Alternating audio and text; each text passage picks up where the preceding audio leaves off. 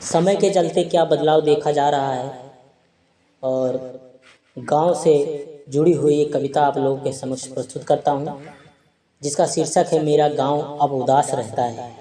कि लड़के जितने भी थे मेरे गांव में, लड़के जितने भी थे मेरे गांव में, जो बैठते थे दोपहर को आम की छाँव में, बड़ी रौनक हुआ करती थी जिनके घर में, बड़ी रौनक हुआ करती थी जिनके घर में, वो सब के सब चले गए शहर में। ऐसा नहीं कि रहने को मकान नहीं था, बस यहाँ रोटी का इंतजाम नहीं था। हास परिहास का आम तौर पर उपवास रहता है, हास परिहास आम तौर पर उपवास रहता है। मेरा गांव अब उदास रहता है, मेरा गांव अब उदास रहता है। कि बाबूजी ठंड में सिकुड़े और पसीने में नहाए थे, बाबूजी ठंड में सिकुड़े और पसीने में नहाए थे, तब जाकर 3 कमरे किसी तरह बनवाए थे। अब तीनों कमरे खाली हैं, मैदान बेजान है, अब तीनों कमरे खाली हैं, मैदान बेजान है। छतें अकेली है, गलियां वीरान है। माँ का शरीर भी अब घुटनों पर भारी है, माँ का शरीर अब घुटनों पर भारी है। पिता को हार्ट अटैक और डायबिटीज़ की बीमारी है। अपने ही घर में माँ बाप का वनवास रहता है, कि अपने ही घर में माँ बाप का वनवास रहता है। मेरा गांव अब उदास रहता है, मेरा गांव अब उदास रहता है। कि छत से बतियाते पंखे दीवारें और जाले हैं, कि छत से बतियाते पंखे दीवारें और जाले हैं। कुछ मकानों पर तो कई वर्षों से ताले हैं।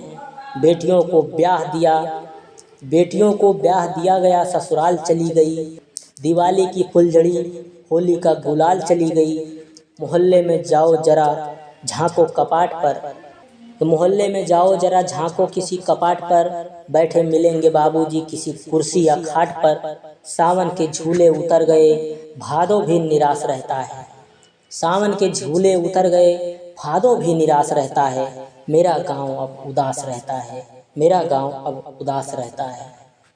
कि कबड्डी वॉलीबॉल अंताक्षरी सब वक्त की तह में दब गए, कबड्डी वॉलीबॉल अंताक्षरी सब वक्त की तह में ढल गए।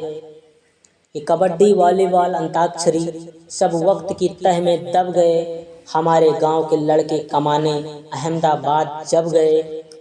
अब रामलीला दुर्गा पूजा की वो बात नहीं रही, गर्मियों में छतों पर हलचल की रात नहीं रही।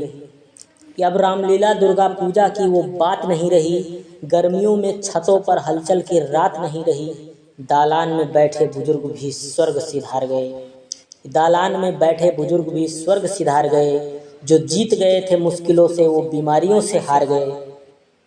ये अंधी दौड़ तरक्कियों की गांव सूना कर गई, ये अंधी दौड़ तरक्कियों की गांव सूना कर गई।